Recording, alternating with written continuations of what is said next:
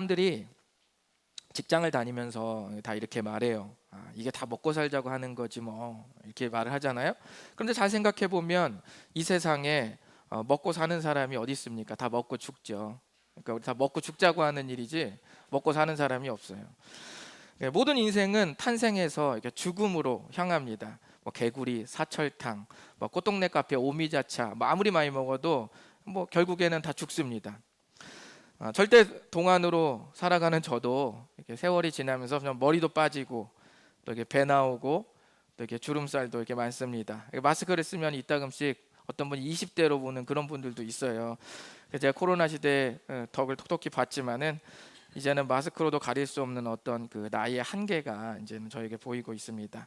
그래서 히브리서 9장 27절에는 하나님께서 말씀하시기를 한 번 죽는 것은 모든 사람에게 정해져 있다, 이렇게 말씀하셨습니다. 그런데 우리 신앙을 생각해 보면 조금 다릅니다. 모든 인생이 탄생에서 죽음으로 향한다면 신앙은 좀 다릅니다. 신앙은 죽음에서 생명으로 향합니다. 그래서 어떤 목사님이 말씀하시기를 모든 사람은 한 번 태어나서 두 번 죽는다 그랬습니다. 왜냐하면 한 번 태어나서 육체의 죽음을 맞이하고 그 다음에 이 우리의 죄에 대해서 심판을 받는데 성경에서 이것을 둘째 죽음이라고 했거든요. 둘째 사망이라고 말했거든요, 계시록에. 그러니까 모든 사람은 한 번 태어나서 두 번 죽는 거죠. 첫째 사망, 둘째 사망. 그런데 예수님을 믿게 되면 반대로 한 번 죽고 두 번 태어난다, 이렇게 말했습니다. 그래서 사람이 태어나고 육체의 죽음을 맞이하지만 죄의 심판에 이르지 아니하고 영원한 하나님 앞에 생명을 얻게 되기 때문에 예수님을 믿게 되면 한 번 죽고 두 번 태어난다고 했습니다. 어쨌든 공통점은 뭐예요?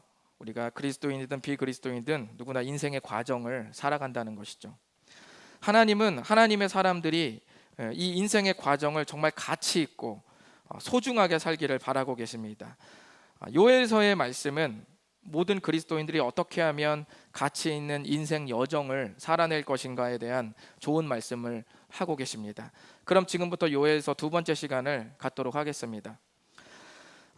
그렇다면 이 요엘서에서 지금 말씀하고 있는 이스라엘 백성들의 신앙의 문제는 무엇인가? 이스라엘 백성들의 신앙의 문제를 들으실 때 여러분이 쟤네들 문제구나 생각하지 마시고 쟤네들 문제는 곧 나의 문제다라고 생각하시는 마음으로 들으시면 되겠습니다. 예루살렘과 유다 백성들의 그런 문제는 무엇이었을까요? 요엘서는 언제 쓰여졌는지 정확히 알 수 없고 또 이스라엘에 어떤 문제가 있는지 정확하게 기록이 되어 있지 않습니다. 그러나 이 메뚜기 재앙이라는 전무후무한 큰 재앙으로 인해서 지금 이스라엘은 큰 심판을 받아야 될 처지에 놓여 있습니다. 말씀드렸죠.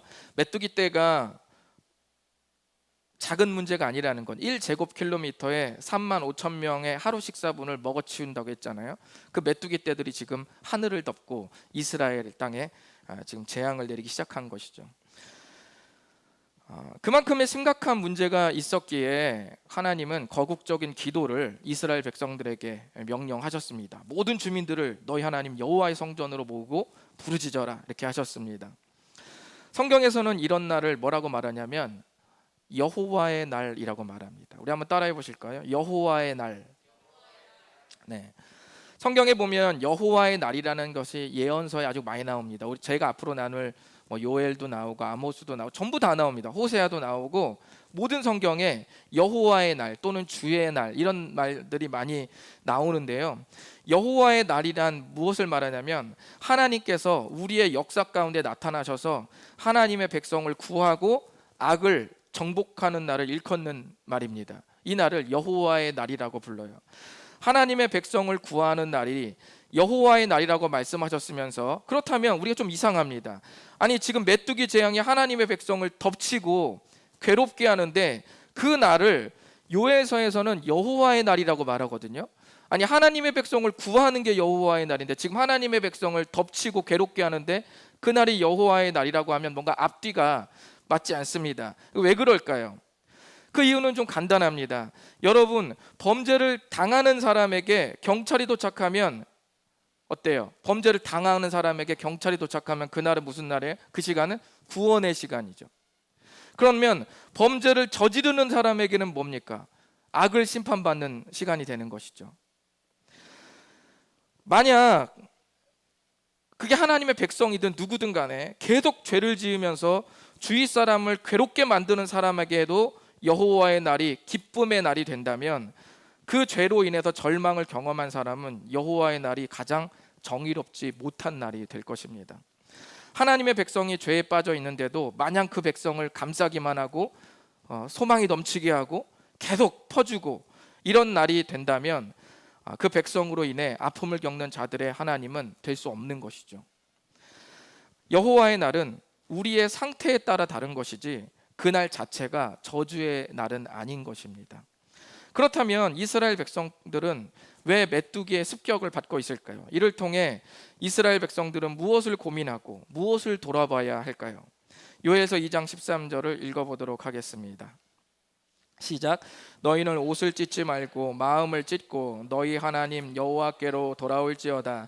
그는 은혜로우시며 자비로우시며 노하기를 더디하시며 인애가 크시사 뜻을 돌이켜 재앙을 내리지 아니하시나니. 아멘. 하나님께서 말씀하셨습니다. 옷을 찢지 말고 마음을 찢어라. 이스라엘 백성은 전통적으로 애통할 때 옷을 찢었습니다. 이게 애통의 표시예요. 옷을 찢었습니다.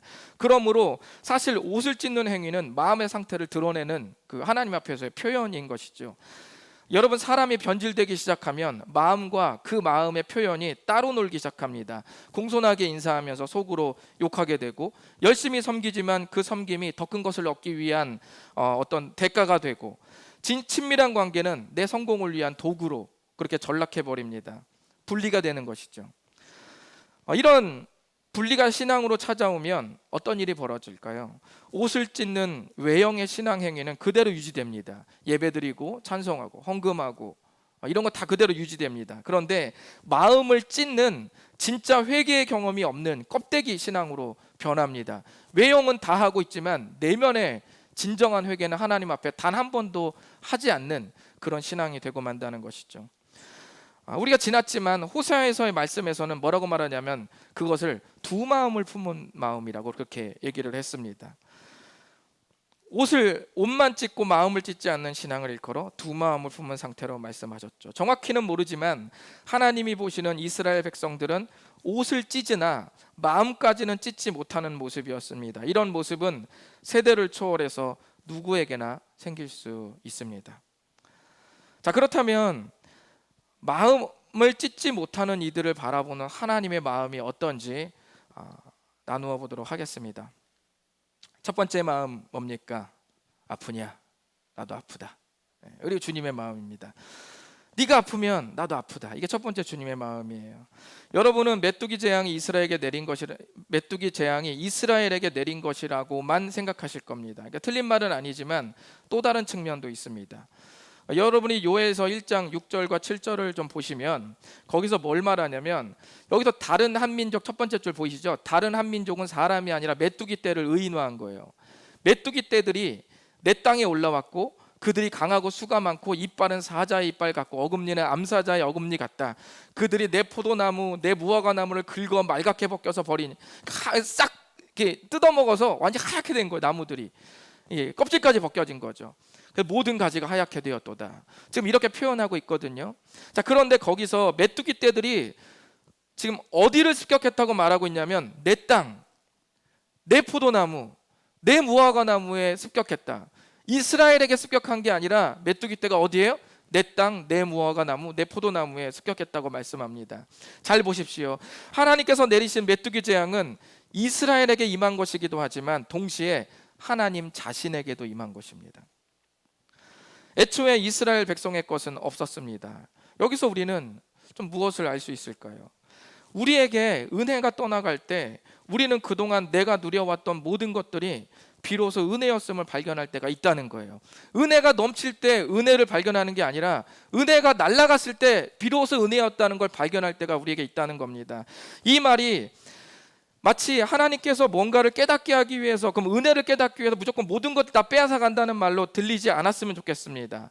하나님이 그렇게 하신다는 게 아니라 그럼에도 불구하고 때때로 우리의 삶이 허전할 때 이전에 풍성했던 시간들이 평범하지 않았음을 마침내 발견하는 것은 그것도 사실이라는 것입니다.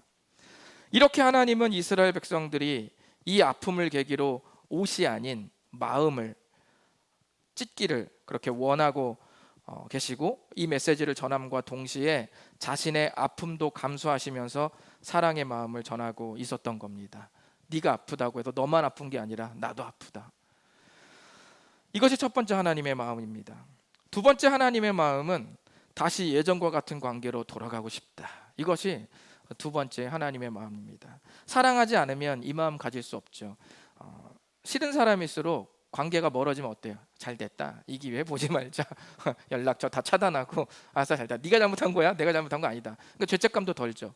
그러나 하나님은 상대가 잘못했음에도 불구하고 지금 말씀하고 있는 거예요. 다시 예전의 관계로 돌아가고 싶다, 이렇게 말씀하고 있는 것입니다.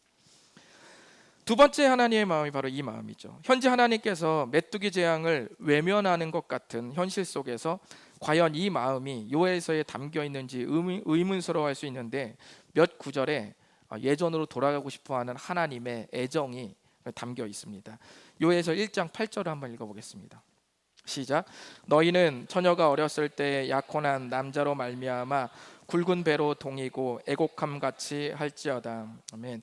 이 말씀 무슨 말씀이냐면요, 지금 메뚜기 재앙이 이스라엘을 덮었잖아요.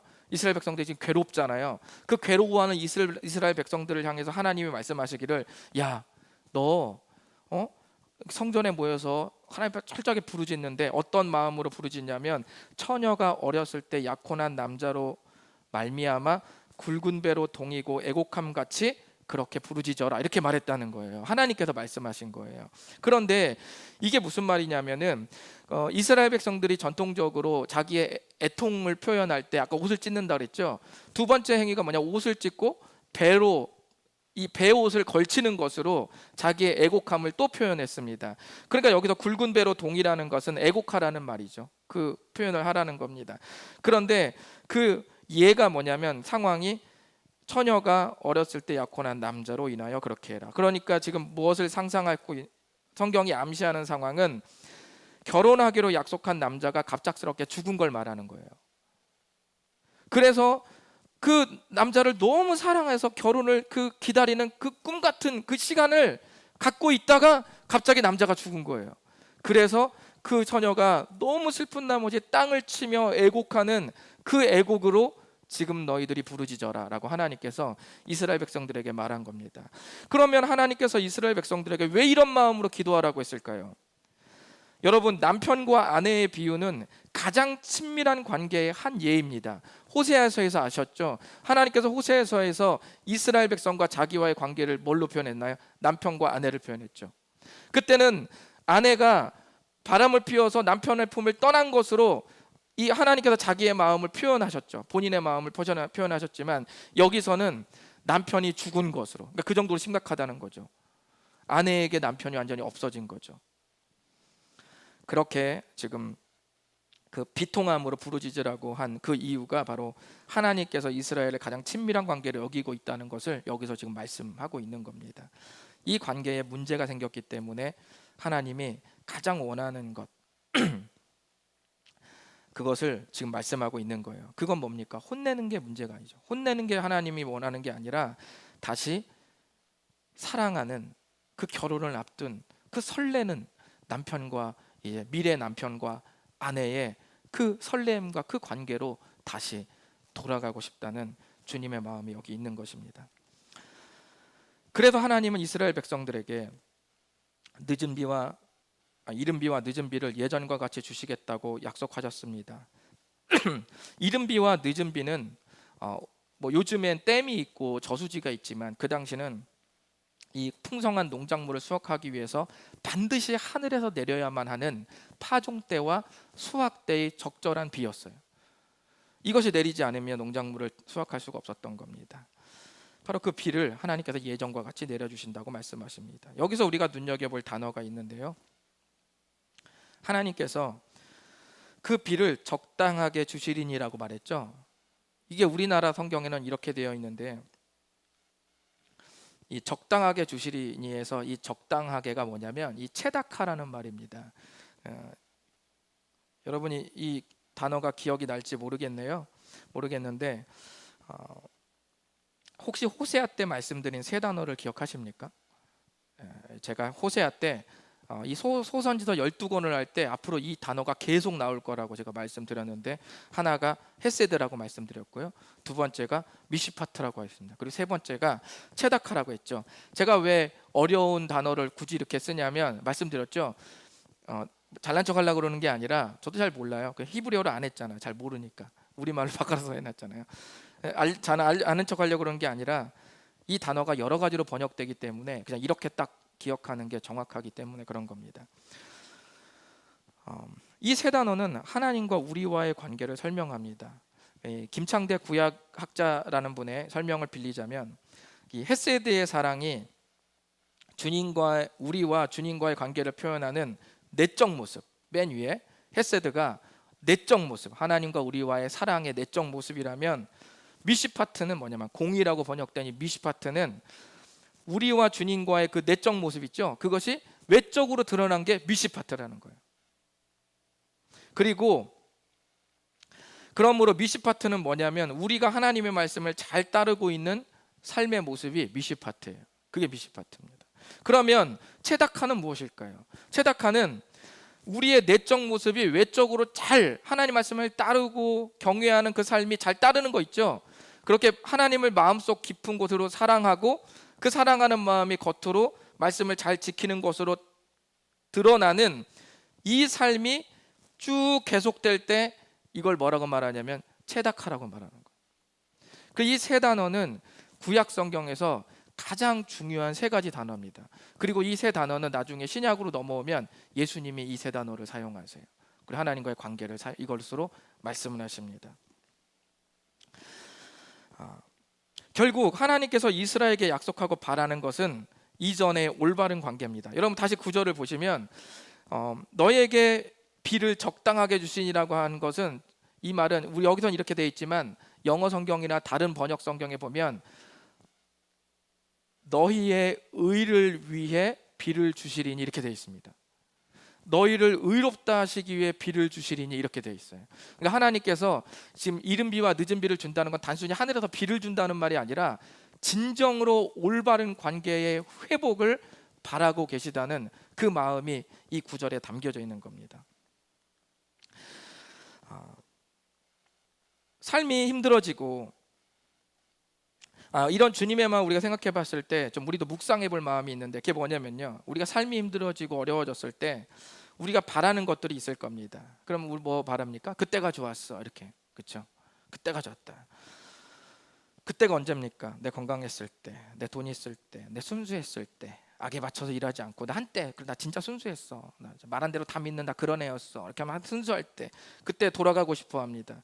그때로 돌아가기를 갈망하는 마음이 마치 그 행복했던 시절을 재현하겠다는 갈망만으로 저는 끝나지 않았으면 좋겠습니다. 그때로 돌아가고 싶다는 그 갈망이 꼭 그 시절의 그때의 행복만으로 재현하겠다, 그 행복의 시절을 재현하겠다는 갈망이 아니라 하나님과 이전 관계로 회복되기를 갈망하는 그 갈망의 마음도 함께 있었으면 좋겠습니다. 내 리즈 시절의 갈망이 아니라 내가 예수님을 정말 사랑했던 그때 그 갈망이 여러분에게 있기를 바랍니다. 세 번째, 하나님의 마음은 뭐냐면 영원토록 너와 함께하고 싶다 합니다. 요에서에서 가장 두드러지는 겁니다. 영원토록 너와 함께하고 싶다. 세 번째 하나님의 마음입니다. 요에서 2장 28절과 29절을 한번 읽어보실까요? 읽어보겠습니다. 시작. 그 후에 내가 내 영을 만민에게 부어주리니 너희 자녀들이 장래일을 말할 것이며 너희 늙은이는 꿈을 꾸며 너희 젊은이는 이상을 볼 것이며 그때 내가 또 내 영을 남종과 여종에게 부어줄 것이며. 아멘. 지금 나이 남녀고 할 것 없이 다 부어준다고 하시고 계죠. 하나님이 자기의 영을 전부 부어주겠다. 당대에는 이 약속이 좀 의아했습니다. 왜냐하면 고대의 구약의 시대에서는 하나님의 영이 언제 임하냐면 특별한 선지자나 왕이 특별하게 일이 있을 때, 하나님 앞에서의 사명과 어떤 그 임무를 감당할 때 하나님의 영이 강력하게 임하면서 능력으로 그 일을 해내요. 그런데 그렇기 때문에 하나님의 영이 임하는 것은 특별한 사람에게 특정한 때만 임하시고 떠나시는 거예요. 그런데 지금 여기서 말씀하고 있는 건 뭐냐면 그냥 하나님이 다 부어주신다는 거예요. 선지자, 왕 이런 거 상관없이 다 부어주신다. 그래서 당대 사람들은 이 예언이 어떻게 성취되는지 잘 감을 잡지 못했습니다. 아니 이게 무슨 말이지? 하나님의 영을 모든 사람에게 부어준다는 게 무슨 말일까?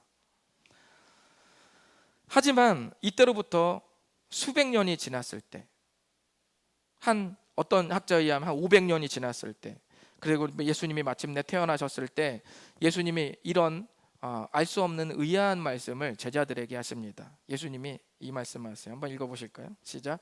그러나 내가 너에게 실상을 말하노니 내가 떠나가는 것이 너희에게 유익이라. 내가 떠나가지 아니하면 보혜사가 너희에게로 오시지 아니할 것이요 가면 내가 그를 너희에게로 보내리니. 예수님 제자들에게 말합니다. 내가 너희들에게 함께 있는 게 너무 좋지만 실상은 내가 떠나가는 게 너희들에게 유익이다. 무슨 말이냐면 내가 죽는 것, 내가 십자가에 죽고 부활해서 하늘로 올라가는 게 너희들에게 유익이다. 왜냐하면 내가 올라가면 보혜사를 너희들에게 보내주겠다. 여기서 보혜사라는 한자거든요. 돕는 자라는 뜻이에요. 내가 올라가면 돕는 자를 너희들에게 보내주겠다고 말씀했어요. 그런데 이 돕는 자가 누군지 잘 모르죠. 하지만 우리는 제자들과 얘기한 다른 대화를 통해서 그 보혜사가 누구를 말하냐면 곧 아버지께로부터 나오시는 진리의 성령, 그 성령님이라는 걸 알 수 있어요. 내가 올라가면 성령님, 그 도우시는 성령님을 너희들에게 보내줄 건데 그게 더 유익이다 이렇게 말한 거예요. 예수님의 말씀입니다. 예수님께서 십자가에 못 박히시고 3일 만에 다시 살아나시면 우리에게 성령을 보내주신다고 약속하셨어요. 그런데 예수님께서 부활하시고 하늘로 올라가신 후에 베드로가 예루살렘에서 120명의 제자들과 뜨겁게 기도하고 있는데 실제로 그때 성령님이 임하셨습니다. 이 장면을 당시 예루살렘에 체류하던 15개국 정도에서 몰려온 사람들이 그 모습을 일제히 봅니다. 120명의 제자들이 성령이 임하고 그 모습들을 봐요.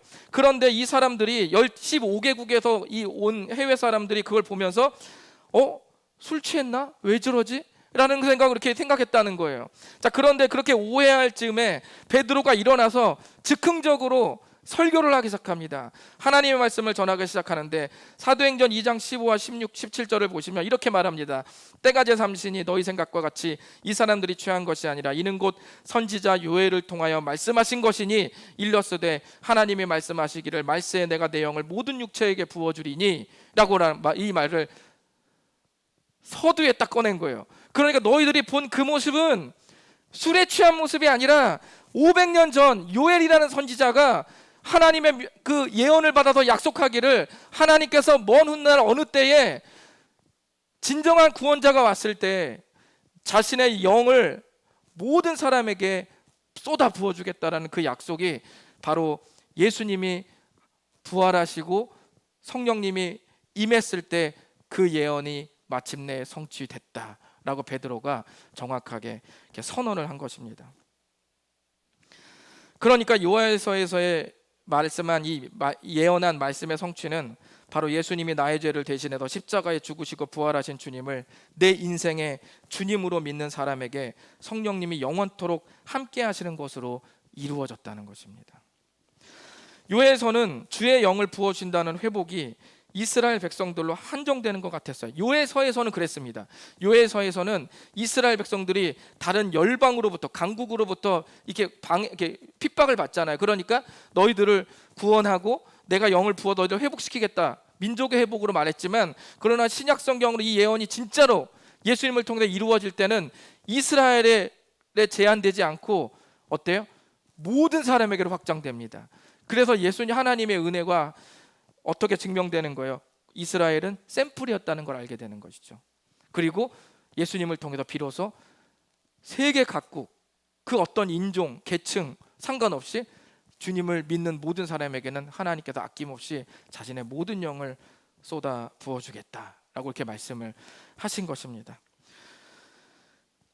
그러므로 이 말씀은 성령님이 친히 우리와 영원토록 함께 하신다 그 말씀입니다. 내가 너와 영원토록 함께하고 싶다. 그 말씀이 담겨있는 예언이라는 것을 알게 됩니다. 그리고 거기엔 또 뭐가 있어요?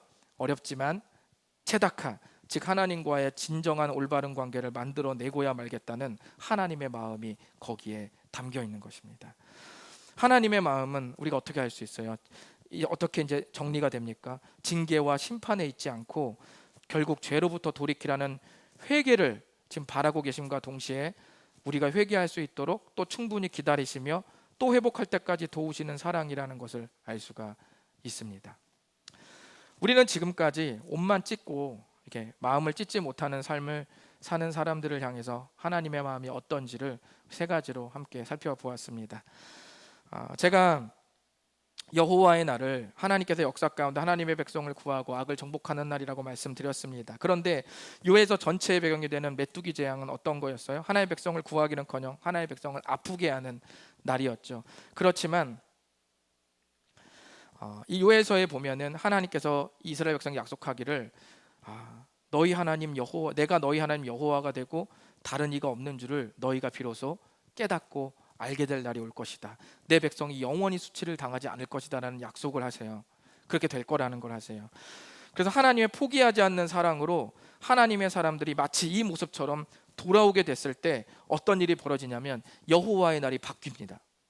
여호와의 날이 어떻게 바뀌냐면 하나님의 백성들이 이 죄의 문제를 해결하고 다시 주님을 온전히 사랑하는 관계가 되면 여호와의 날은 재앙의 날이 되지 않고 회복의 날로 바뀝니다. 그래서 요에서 3장 20절과 21절은 마지막 구절인데 이렇게 바뀝니다. 우리 한번 읽어보겠습니다. 시작. 유다는 영원히 있겠고 예루살렘은 대대에 있으리라. 내가 전에는 그들의 피 흘림을 당한 것을 갚아주지 아니하였거니와 이제는 갚아주리니 이는 여호와께서 시온에 거하심이니라. 아멘. 그전에는 피 흘림을 당한 것을 갚아주지 않았다. 왜 그랬어요? 우리 안에 죄가 넘쳤어요. 하나님 앞에 외도했어요. 다른 것들을 더 사랑하고 쫓았죠. 그리고 죄가 가득한 것을 방치하고 있었습니다. 그때는 하나님께서 어때요? 메뚜기 재앙으로 걷어내시죠. 그리고 우리가 마침내 비로소 주 앞에 엎드리고 다시 나아가면 주님께서 어떻게 하십니까? 이제는 갚아주리니. 주님이 비로소 남편의 자리에, 사랑하는 관계의 자리에, 진정한 이 체다카의 올바른 관계 속에 이제 나와 너가 함께 하게 되는 겁니다. 그러면 이 날이 무슨 날이 돼요? 회복의 날이 되는 겁니다. 결국 여호와의 날은 썩어질 것을 의지하는 삶이 무의미함을 깨닫는 날, 영원한 가치를 붙잡고 사는 삶이 인정받고 회복되는 날, 그렇게 바뀌는 것입니다. 이제 말씀을 마치면서 우리 스스로에게 마지막 질문을 좀 던져보겠습니다. 요해서를 통해서 우리가 이 질문에 한번 생각을 해봤으면 좋겠습니다. 하나님께서 모든 그리스도인들을 무조건 고난에서 구하시지 않고 때로는 고난을 통과하도록 두시는 이유는 무엇일까요? 너무 아픈데 안 아프게 해주시면 좋은데 때로는 아프도록 방치하는 것처럼 그 순간을 통과하시도록 두시는 이유는 무엇일까요? 결국 이스라엘 백성들도 메뚜기 재앙을 온전히 경험하지 않았습니까? 우리의 인생을 이 질문에 대답해 보자면 좀 이런 게 필요한데 좀 들어보십시오. 우리의 인생을 시작, 중간, 끝으로 좀 세 등분 해보겠습니다. 이 세 등분을 그리스도인과 비그리스도인은 어떻게 살아가는지 좀 보겠습니다. 우리의 인생을 시작, 중간, 끝으로 좀 생각해 본다면 비그리스도인은 인생의 시작부터 어떻게 시작합니까? 나의 의지와 나의 목표를 가지고 시작하고 인생 여정도 나의 노력과 나의 노하우와 나의 경험으로 살아가다가 인생 끝에 내가 살아온 모든 삶에 대한 대가를 지불하고 그렇게 죽죠. 이것이 모든 비그리스도인들의 삶입니다. 그럼 비그리스도인이 예수님을 믿고 그리스도인이 되었을 때 인생의 시작과 중간과 끝은 어떻게 바뀔까요? 예수님을 믿기 시작하면서 생기는 가장 큰 차이는 모든 일을 시작할 때 욕심이나 사심이 생기면 마음이 불편해진다는 것입니다. 괴로워져요. 시작할 때 내 욕심이 들어가면 가슴이 심히 괴롭습니다. 물론 이것을 누르고 방치하는 사람도 있지만 이 정상적인 그리스도인은 이 괴로운 걸 느낍니다. 그래서 다시 이내 주님 앞에 나아가면서 생겼던 그 불순한 마음은 제거되고 다시 하나님의 영광을 위하고 상대를 배려하는 순전한 마음으로 모든 일을 시작하게 됩니다. 그리고 인생의 끝에 우리가 살아온 삶이 부족했고 자빠지고 넘어졌지만 다시 일어나서 주님 말씀대로 살려고 애써온 인생 흔적에서 예수님의 이름을 하나님께서 발견하시고 의롭다 여겨주십니다. 이걸 칭의라고 하죠. 의롭다. 의로운 게 아니라 예수님의 이름을 보고 의롭다고 여겨주시는 거예요. 이렇게 우리의 인생이 마지막에 결론이 딱 나죠. 자, 그런데 문제는 인생의 과정입니다. 우리가 울고불고 싸우는 모든 순간들이 인생의 과정 아닙니까? 하나님께서 우리에게 성경을 주신 목적 중 하나는 바로 이 인생 여정 동안 주님을 신뢰하도록 하기 위한 것입니다. 시작부터 망치는 사람 없죠. 마지막 하나님이 붙잡으시죠. 다 돼요. 그런데 중요한 건 과정입니다. 하나님이 성경을 주시는 이유는 바로 이 과정을 신뢰하고 믿음으로 살아가도록 하기 위해서입니다. 그 과정을 신앙으로 물들일 수 있으려면 반드시 뭐가 필요하냐면 돌이킴이 필요합니다.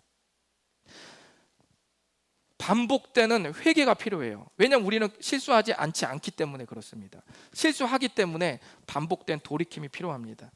히브리서 11장에서 모세의 마음을 우리 잠시 들여다보겠습니다. 좀 읽어보실까요? 히브리서 11장 시작. 믿음으로 모세는 장성하여 바로의 공주의 아들이라 칭함받기를 거절하고 도리어 하나님의 백성과 함께 고난받기를 잠시 죄악의 나그를 누리는 것보다 더 좋아하고 그리스도를 위하여 받는 수모를 애굽의 모든 보화보다 더 큰 재물로 여겼으니 이는 상주심을 바라봄이라. 모세의 인생은 언제나 이 극단의 두 갈래길이 존재했습니다. 여러분, 두 갈래가 비슷하면 그 고르는 게 어렵지 않죠.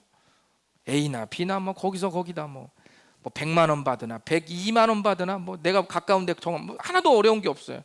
그런데 모세의 인생은 언제나 두 극단의 두 갈래길이 존재했습니다. 태어날 때부터 죽느냐 사느냐의 갈림길에 있었다는 것을 여러분 요게벳의 노래를 통해서 아시지 않습니까?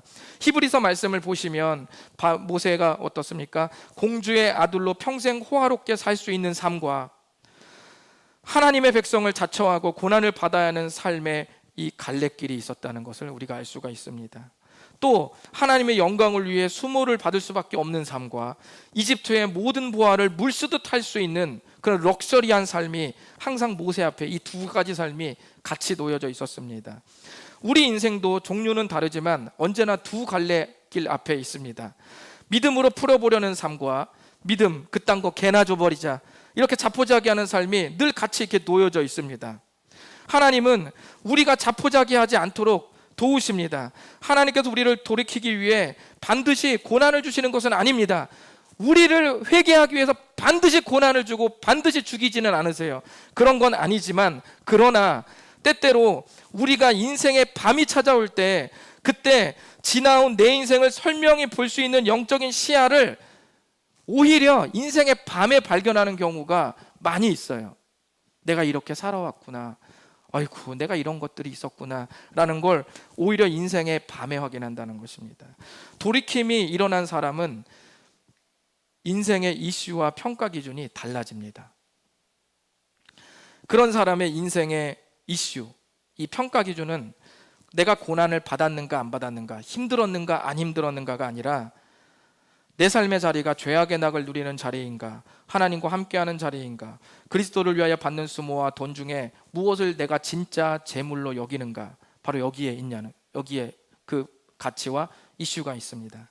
바로 우리의 인생 과정 전체를 이런 변화로 이끄시도록 끝까지 도우시는 분이 바로 요엘서에서 말씀하신 주의 영, 즉 성령님이십니다. 성령님은 우리 인생 과정이 나로 꽉 채워진 상태에서 예수님으로 꽉 채워진 삶으로 바꾸어지도록 도우십니다. 이런 도우심은 고난을 비껴가게도 하시지만 고난을 지나는 과정에서도 나타납니다. 이러므로 우리는 고난을 벗어나는 것에 대한 감사와 고난을 지나는 중에 깨달음에 대한 감사라는 두 영성을 성령을 통해 다 갖게 됩니다. 고난을 벗어나도 교만하지 않고 감사하고, 고난을 통과해도 그 안에서 깨닫는 그 은혜로 인하여 또 감사하게 되는 이 두 영성이 동시에 성령을 통해서 길러지는 것이죠. 이것이 하나님께서 모든 그리스도인들을 무조건 고난에서 구하시지 않고 때로는 고난을 통과하도록 두시는 이유입니다. 우리는 늘 오늘을 삽니다. 어제도 오늘이었고 오늘은 오늘이죠. 그리고 내일이 되면 또 오늘이 됩니다. 매일 반복되는 오늘을 그리스도의 오늘답게 사는 것은 나의 노력과 경험에 있지 않고 성령님을 의지하면서 깊이 교감하는 삶 속에서 실마리가 제공될 것입니다. 그래서 오늘을 살 수 있는 이유가 주님만으로 충분해지는 것입니다. 성도님들의 미래가 항상 성령님과 함께하는 오늘이기를 진심으로 바랍니다. 기도하겠습니다. 우리 이 시간 눈을 감고 주 앞에 기도하실 때 좀 나아갔으면 좋겠습니다. 나의 인생 시작은 시작되었는데 예수님의 십자가의 죽으심과 부활하심을 내가 믿어서 하나님의 자녀가 돼서 이미 시작은 되었는데, 또 우리의 마지막을 주님께서 영원토록 붙잡으시니 마지막도 좀 불안하긴 하지만 그래도 큰 걱정은 없는데, 중요한 건 이 인생의 과정을 내가 어떻게 살아가고 있는가. 힘들면 한숨 쉬고, 안 힘들면 또 좋아했다가, 또 힘들면 또 한숨 쉬고, 안 힘들면 또 좋아했다가, 어떤 이런 반복이 아닌가. 내가 키우는 내 자녀도 기복이 없기를 바라는데, 인생의 풍파와 또 형통과 관계없이 늘 한결같이 나아가기를 나도 우리 자녀에게 바라는데, 나는 하나님 앞에 자녀이면서 나의 삶은 과연 어떠한가 한번 돌아보는 계기가 됐으면 좋겠습니다. 그러나 우리가 넘어지고 또는 실수한다 할지라도 하나님의 마음은 여전히 우리에게 맞추어져 있습니다. 영원히 우리와 함께하고 싶어하며, 우리가 변심했다고 우리를 내치는 것이 아니라 다시 우리를 끌어안고 예전과 같은 관계로 돌아가기를 바라는 마음이 우리 하나님 아버지의 마음인 것을 우리가 요엘서에서 볼 수 있었습니다. 오죽하면 자신의 영을 쏟아부어서 우리와 영원히 연합하기를 바라는 그 마음이 있겠습니까? 다시 한번 우리 스스로의 인생을 돌아보면서, 주님, 이제부터 주의 영을 또 성령님을 의지하면서 주와 교감하며 살아가기를 원합니다. 도와주시옵소서. 다 같이 주님 앞에 헌신하며 기도하시겠습니다. 주님 감사